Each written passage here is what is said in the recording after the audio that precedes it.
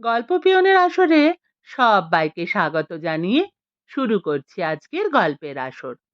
আজ শোনাবো নারায়ণ গঙ্গোপাধ্যায়ের টেনিদাকে নিয়ে লেখা মজার গল্প।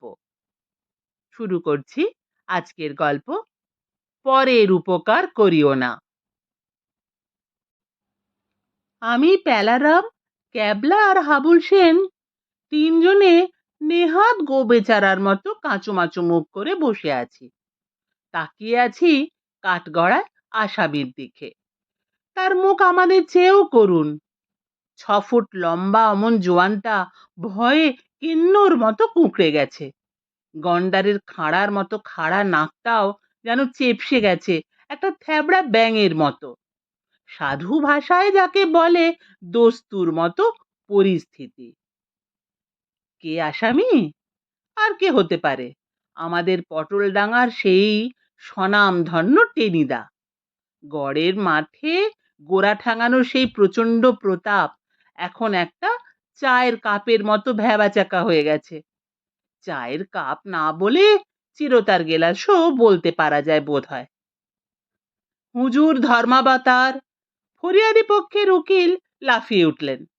মনে হলো যেন হাত 10 ছিটকে উঠল একটা 20 নম্বরই ফুটবল। গলার আওয়াজ তো নয়, যেন 8-10টা চিনে পটকা ফাটলো একসঙ্গে। ধর্মাবতার চেয়ারের ওপর আঁতকে উঠে পড়তে পড়তে সামলে গেলেন। অমন বাজখাই গলা চেঁচাবেন না মশাই, পিলে চমকে যায়। জজ সাহেব ভ্রু কোঁচকালেন। কি বলতে হয় ঝটপট বলে ফেলুন। উকিল একটা ঘুষি বাগিয়ে তাকালেন টেনিদার দিকে। এক রাশ কালো কালো আলপিনের মতো গোঁফগুলো তার খাড়া হয়ে উঠল। ধর্মাবতার, আসামি ভজহরি মুখুজ্জে, আমাদের টেনিদা, কি অন্যায় করেছে তা আপনি শুনেছেন। অবলা জীবের উপর ভীষণ অত্যাচার সে করেছে, তার নিন্দের ভাষা নেই। একটা ছাগল পরশু থেকে কাঁচা ঘাস পর্যন্ত হজম করতে পারছে না, আর একটা সমানে বমি করছে, আর একটা 3 দিন ধরে যা পাচ্ছে তাই খাচ্ছে। ফরিয়াদির একটা ট্যাগ ঘড়ি শুদ্ধ চিবিয়ে ফেলেছে। রোগা সিটকে একটা লোক হলধর পালুই, সেই ফরিয়াদি। হলধর ফোঁস করে কাঁদতে লাগলো। খুব ভালো ঘড়ি ছিল হুজুর, কি শক্ত! আমার ছেলে ওইটে ছুঁড়ে ছুঁড়ে আম পারতো। চলতো না বটে, তবু ঘড়ির মতো ঘড়ি ছিল একটা, বলে হলধর এবার ভেউ ভেউ করে কেঁদে ফেললো। কান্নার বেগ একটু থামলে বললে, ঘড়ি না হয় যাক হুজুর, কিন্তু আমার অমন 3টে ছাগল বুঝি পাগল হয়ে গেল হুজুর, একেবারে উদ্দাম পাগল। জজ কানে একটা দেশলাইয়ের কাঠি দিয়ে চুলকোতে চুলকোতে বিরক্ত মুখে বললেন, আহ, জ্বালাতন! আরে বাপু, তুমিও তো দেখছি একটা ছাগল। ছাগল কখনো পাগল হয়? সে যাক, অপরাধের গুরুত্ব চিন্তা করে আমি আসামি ভজহরি মুখুজ্জেকে 3 টাকা জরিমানা করলাম। এই 3 টাকা ফরিয়াদি হলধর পালুইকে দেওয়া হবে তার ছাগলদের রসগোল্লা খাওয়াবার জন্যে। জজ উঠে পড়লেন। টেনিদা আমাদের দিকে করুণ দৃষ্টিতে তাকাচ্ছে। ভাবটা এই, এ যাত্রা তরিয়ে দে, আমার ট্যাগ তো গড়ের মাঠ। আমি, ক্যাবলা আর হাবুল সেন 4 মূর্তির 3 মূর্তি চাঁদা করে 3 টাকা জমা দিয়ে টেনিদাকে খালাস করে আনলাম। নিঃশব্দে 4 জন পথ দিয়ে চলেছি। কে যে কি বলবো ভেবে পাচ্ছি না। খানিক পরে আমি বললাম, খুব ফাঁড়া কেটে গেছে। ক্যাবলা বললে, হ্যাঁ, জেল হয়ে যেতে পারতো। হাবুল ঢাকাই ভাষায় বললে, হ, দ্বীপান্তরও হইতে পারতো। একটা ছাগল যদি ময়রা যাইতো গা, তাহলে ফাঁসি হওনি বা আশ্চর্য আছিল কি? এতক্ষণ পরে টেনিদা গাঁ গাঁ করে উঠল, চুপ কর, মেলা বাজে বকিসনি। ই, ফাঁসি? ফাঁসি হওয়া মুখের কথা কি না? আবার নিস্তব্ধতা। টেনিদার পেছু পেছু আমরা গড়ের মাঠের দিকে এগিয়ে চললাম।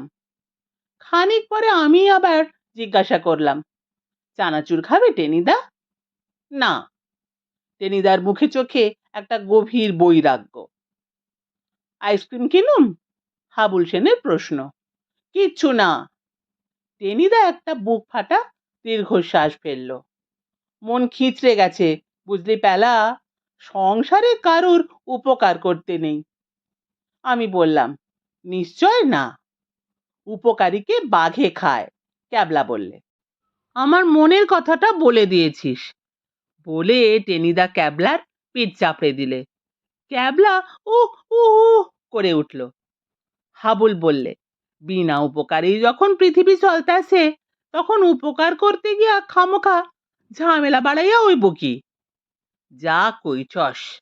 মনের আবেগে টেনিদা এবার হাবুলের ভাষাতেই হাবুলকে সমর্থন জানালো।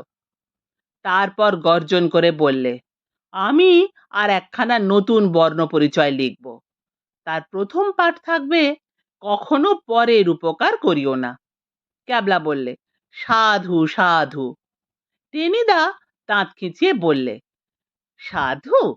খবরদার, সাধু ফাধুর নাম আমার কাছে আর করবি নে। যদি বেটাকে পাই, বলে প্রচন্ড একটা ঘুষি হাঁকালো আকাশের দিকে। ব্যাপারটা তাহলে খুলেই বলি গোড়া থেকে। মানুষের অনেক রকম রোগ হয়। কালাজ্বর, পালাজ্বর, নিমোনিয়া, কলেরা, পেট ফাঁপা, এমনকি ঝিনঝিনিয়া পর্যন্ত। সব রোগের ওষুধ আছে, কিন্তু একটি রোগের নেই, সে হলো পরোপকার। যখন চাগায়, তখন অন্য লোকের প্রাণান্ত করে ছাড়ে। টেনিদাকে একদিন এই রোগে ধরলো। ছিল বেশ, পরের মাথায় হাত বুলিয়ে খাচ্ছিল, দাচ্ছিল, কাশি বাজাচ্ছিল। হঠাৎ কি যে হলো, কালীঘাটের এক সাধুর সঙ্গে তার দেখা হয়ে গেল। হাতে চিমটে, মাথায় জটা, লেংটি পরা এক বিরাটকায় সাধু। খানিকক্ষণ কটমট করে টেনিদার দিকে তাকিয়ে হেঁড়ে গলায় বললে, দে 5 শিকে পয়সা। 5 শিকে পয়সা? টেনিদা বলতে যাচ্ছিল, ইয়ার কি নাকি? কিন্তু সাধুর বিশাল চেহারা, বিরাট চিমটে আর জবা ফুলের মতো চোখ দেখে ভেবড়ে গেল। তো তো তো তো করে বললে, 5 শিকে তো নেই বাবা, আনা সাতেক হবে। আনা সাতেক? আচ্ছা, তাই দে। আর একটা বিড়ি। বিড়ি তো আমরা খাই নে বাবা ঠাকুর। গুড বয় দেখছি। তা বেশ, বিড়ি ফিড়ি কখনো খাসনি, ওতে যক্ষা হয়। যাক, পয়সাই দে। পয়সা হাতে পেয়ে সাধুর হাঁড়ির মতো মুখখানা খুশিতে ভরে উঠল। ঝুলি থেকে একটা জবা ফুল বের করে টেনিদার মাথায় দিয়ে বললে, তুই এখানে কেন রে? আগে পেঁড়া খেতে এসেছিলাম। সাধু বললে, তা বলছি না, তুই যে মহাপুরুষ রে, তোকে দেখে মনে হচ্ছে পরোপকার করে তুই দেশ জোড়ার নাম করবি। পরোপকার? টেনিদা একটা ঢোক গিলে বললে, দুনিয়ায় অনেক সৎ কাজ করেছি বাবা। মারামারি, পরের মাথায় হাত বুলিয়ে ভীমনাগের সন্দেশ খাওয়া, স্কুলের সেকেন্ড পণ্ডিতের টিকি কেটে নেওয়া, কিন্তু কখনো তো পরোপকার করিনি। করিসনি মানে? সাধু হেঁড়ে গলায় বললে, তুই ছোকরা তো বড্ড এঁড়ে তক্ক করিস। এই আমাকে নগদ 7 আনা পয়সা দিলি, খেয়াল নেই বুঝি? আমার কথা শোন, সংসার টংসার ছেড়ে স্রেফ হাওয়া হয়ে যা। দুনিয়ায় মানুষের অশেষ দুঃখ, সেই দুঃখ দূর করতে আদা নুন খেয়ে লেগে পড়, আরতের সেবা কর, দেখবি 3 দিনেই তোর নামে ঢিঢি পড়ে যাবে। দে দে, একটা বিড়ি দে। বললাম যে বাবা ঠাকুর, আমি বিড়ি খাই না। ও হো হো, তাও তো বটে। বেশ বেশ, বিড়ি কখনো খাসনি। আর শোন, পরের উপকারে নশ্বর জীবন বিলিয়ে দে, আজ থেকেই লেগে যা। বলে কান থেকে একটা আধপোড়া বিড়ি নামিয়ে সেটা ধরিয়ে সাধু ভিড়ের মধ্যে অদৃশ্য হলো। টেনিদা খানিকক্ষণ ভ্যাবাচাকা খেয়ে দাঁড়িয়ে রইল। তারপরেই কালীঘাটের মা কালীর মহিমাতেই কিনা কে জানে, সাধুর কথাগুলো তার মাথার মধ্যে পাক খেতে লাগলো। পরোপকার? সত্যিই তো, তার মতো কি আর জিনিস আছে? জীবন আর কদিনের, সবই তো মায়া, স্রেফ ছলনা। সুতরাং যে কদিন বাঁচা যায় লোকের ভালো করেই কাটিয়ে দেওয়া যাক। সেই রাত্রেই সংসার ছাড়লো টেনিদা, মানে কলকাতা ছাড়লো, গেল দেশে। কলকাতা থেকে মাইল 10 দূরে ক্যানিং লাইনে বাড়ি। গাঁয়ের নাম ধোপাখোলা। দেশের বাড়িতে দুঃসম্পর্কের এক বুড়ি জ্যাঠাইমা থাকেন, কানে খাটো। টেনিদাকে দেখে জিজ্ঞেস করলেন, হ্যাঁ রে, এমন অসময়ে দেশে এলি যে? পরোপকার করবো জেঠিমা। পুরি খেতে এসেছিস? পুরি এখানে কোথায় বাবা? পোড়া দেশে কি আর ময়দা ফয়দা কিছু আছে? ইংরেজ রাজত্বে আর বেঁচে সুখ নেই। ইংরেজ রাজত্ব কোথায় জেঠিমা? এখন তো আমরা স্বাধীন। টেনিদা বাংলা করে বুঝিয়ে দিলে, ইন্ডিপেন্ডেন্ট। Coat pant? জেঠিমা বললেন, ছি বাবা, আমি বিধবা মানুষ, কোট প্যান্ট পরবো কেন? থান পরি। দুধ তোর, এ যে মহা জ্বালা হলো। আমি বলছিলাম, দেশের রোগ বালাই কিছু আছে? মালাই? মালাই খাবি? দুধই পাওয়া যায় না। গো মড়কে সব গরু উচ্ছন্ন হয়ে গেছে। উফ! কানে হাত দিয়ে টেনিদা বাড়ি থেকে বেরিয়ে পড়ল। কিন্তু দিন 3 গ্রামে ঘুরে টেনিদা বুঝতে পারল, সত্যি পরোপকারের অখণ্ড সুযোগ আছে। গ্রাম জুড়ে দারুণ ম্যালেরিয়া। পেট ভরা পিলে নিয়ে সারা গাঁয়ের লোক রাত দিন বোঁ বোঁ করছে। সেই দিনই কলকাতায় ফিরল টেনিদা। 5 বোতল তেঁতো পাঁচন কিনে নিয়ে দেশে চলে গেল। কিন্তু দুনিয়াটা যে কি যাচ্ছে তাই জায়গা, সেটা টের পেতে তার বেশি দেরি হলো না। অসুখে ভুগে মরবে, তবু ওষুধ খাবে না। একটা জাম গাছের নিচে বসে ঝিমুচ্ছিল গজানন সাঁতরা। সন্দেহ কি, নির্ঘাত ম্যালেরিয়া। টেনিদা গজাননের দিকে এগিয়ে এলো। তারপর গজানন ব্যাপারটা বুঝতে না বুঝতে এবং ট্যাঁফো করে উঠবার আগেই টেনিদা তার মুখে 8 বোতল জরারি পাঁচন ঢেলে দিলে। যেমন বিচ্ছিরি তেমনি তেতো।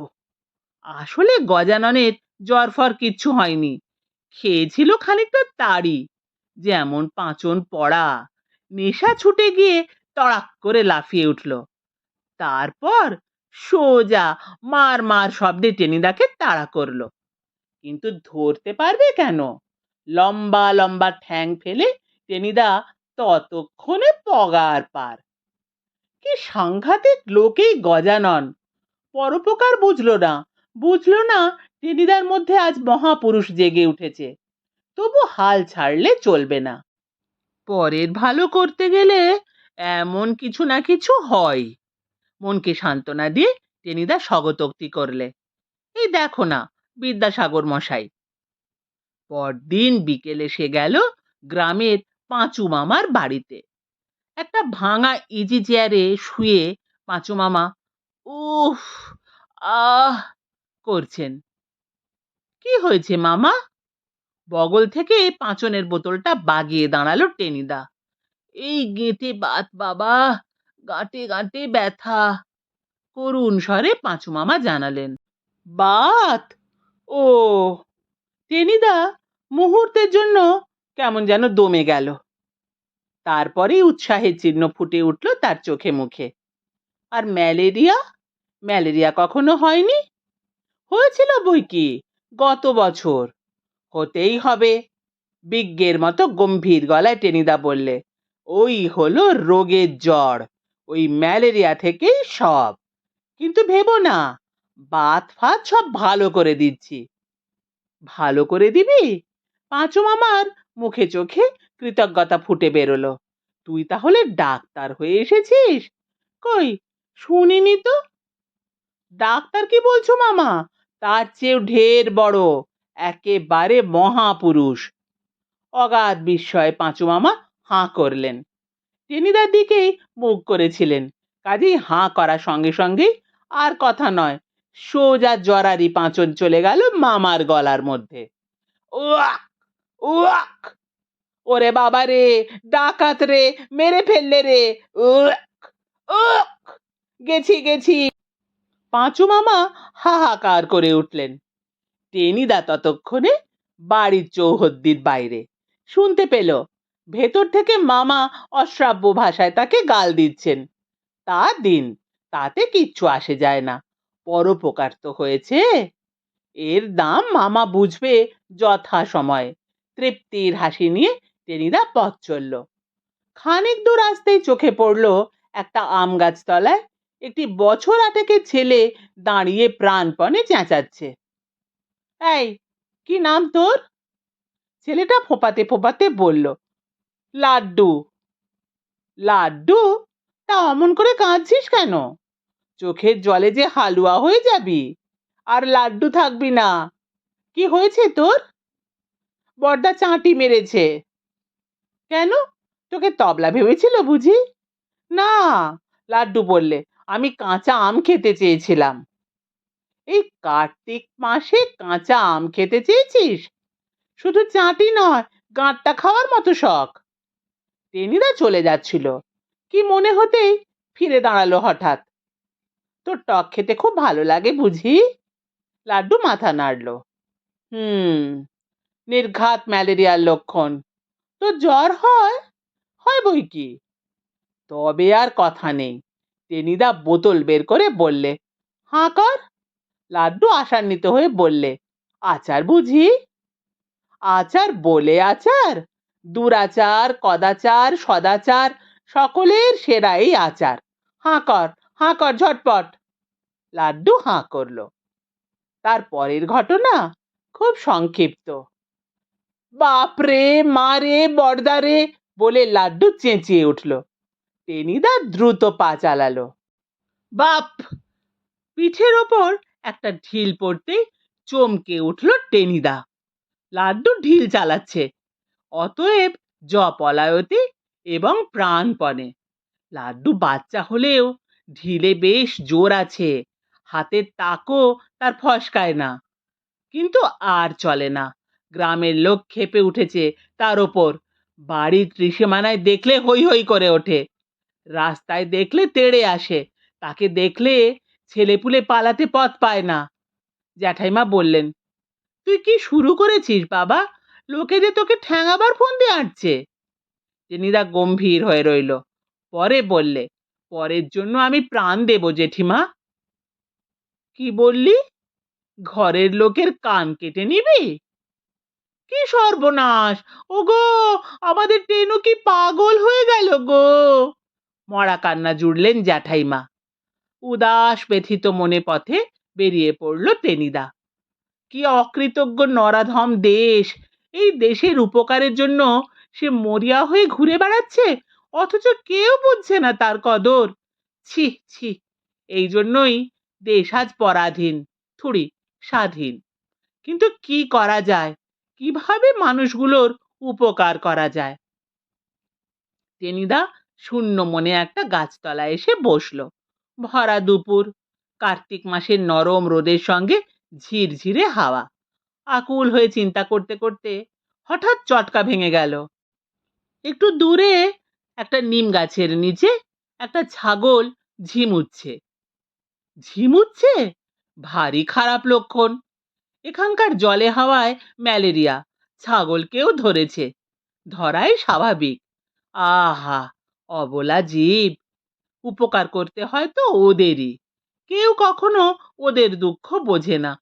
আহা, তাছাড়া সুবিধেও আছে, মানুষের মতো এরা অকৃতজ্ঞ নয়।